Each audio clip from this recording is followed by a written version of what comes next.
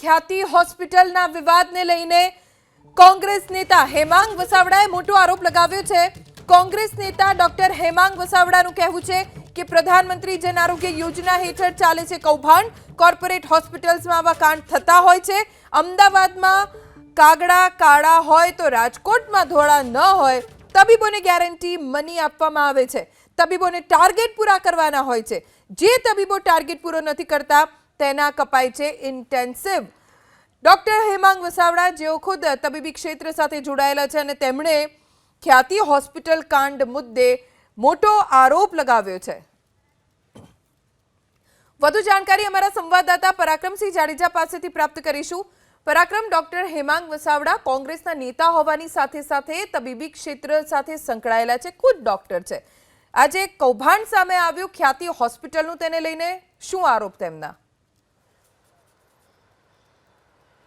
ચોક્કસ ડોક્ટર હેમાંગ વસાવડા વર્ષોથી મેડિકલ ક્ષેત્ર સાથે જોડાયેલા છે, પોતાની હોસ્પિટલ પણ છે અને જે મેડિકલ માફિયાઓને લઈને જે ખ્યાતિ હોસ્પિટલની અંદર જે આખી ઘટના સામે આવી, દુર્ઘટના સામે આવી, તેને લઈને જે ડોક્ટર વસાવડા સાહેબનું મોટું નિવેદન છે। આપણે એમની સાથે વાત કર્યું। સાહેબ, તમે એક ખૂબ સરસ વાત કરી, અમદાવાદમાં કાગડા કાળા હોય તો રાજકોટમાં ધોળા ન હોય, એટલે બધે કાગડા કાળા જ હોય, આપનું કહેવાનો મતલબ આ છે?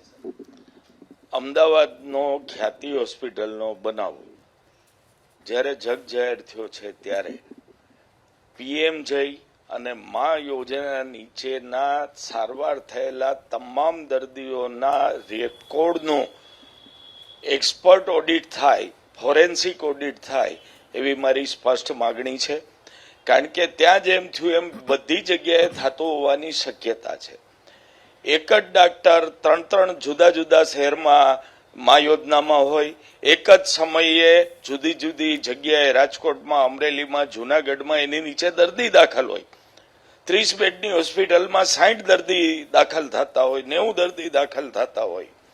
આ તમામ બાબત છે એનું ફોરેન્સિક ઓડિટ કરવું ફરજિયાત છે। ડાયાલિસિસ થાય છે તો નેફ્રોલોજીસ્ટ પોતે એના ઓબ્ઝર્વેશનમાં કરાવે છે કે નેફ્રોલોજીસ્ટ તો રાજકોટ બેઠા છે, એના રજીસ્ટ્રેશન ઉપર જુનાગઢમાં ટેકનિશિયનો કરે છે। એમાં દરેક બાબત જે છે એ ઊંડા તપાસનો માગણી કરે છે અને આ તમામ જે ઇરેગ્યુલરિટીઝ છે જે દર્દીઓને ખૂબ હાનિ કરે છે એ દૂર કરવી બહુ જરૂરી છે। કેમોથેરાપી દર્દીને આપવાની છે। રાજકોટમાં બેઠેલા ડાક્ટરો કાગળ ઉપર ડોઝ લખી આપે, અમરેલીમાં એ રજીસ્ટર હોય, અમરેલીમાં નર્સિંગ સ્ટાફ એ દવા આપે અને પીએમ જયમાંથી પૈસા મળે। સાહેબ, એટીએમ કાર્ડ કહી શકાય ડોક્ટરો, જે અમુક ડોક્ટરો છે અને મોટી હોસ્પિટલો માટે આ પીએમજેવાય કાર્ડ છે એ એટીએમ કાર્ડ કહી શકાય? સર, ચોક્કસ એટીએમ કાર્ડ છે। પીએમજય યોજનામાં મફત ઓપરેશન થતું હોવાથી દર્દીઓ ખૂબ સહેલાઈથી હા પાડી દે છે। એટલે બોર્ડરલાઇન કેસ, જે મેડિકલ ટ્રીટમેન્ટથી સારા થતા હોય એવા કેસ, આ બધા કેસોના ઓપરેશન થઈ જાય છે। એને લીધે જે કોર્પોરેટ કલ્ચરમાં ટાર્ગેટ છે એ પૂરો થઈ જતો હોય આ એટીએમ કાર્ડ જ છે। સર, આમ દર્દીઓ માટે આશીર્વાદ રૂપ છે પીએમજેવાય કાર્ડ, પણ આવા કૌભાંડોના કારણે ક્યાંક જે આ જે સેવાને ધક્કો લાગે એવું માનો છો તમે?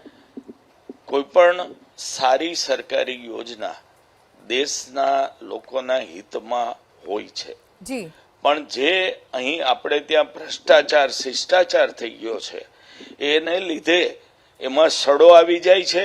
સાચા અને સારા માણસો છે એ સારવાર અને અન્ય લાભથી દૂર થઈ જાય અને ભ્રષ્ટ લોકો આનો ઉપયોગ કરીને પૈસા બનાવતા હોય છે। ખ્યાતિ હોસ્પિટલમાં જે ખોટા સ્ટેન્ટ મુકાણાનું મિસ્ટર દીક્ષિતનું બીજે દિવસ સાંજે નિવેદન આપ્યું ત્યારે પૂછવાનું મન થાય છે કે તો પહેલે દિવસે તમારી સિસ્ટમે મંજૂરી શું કામ આપી હતી?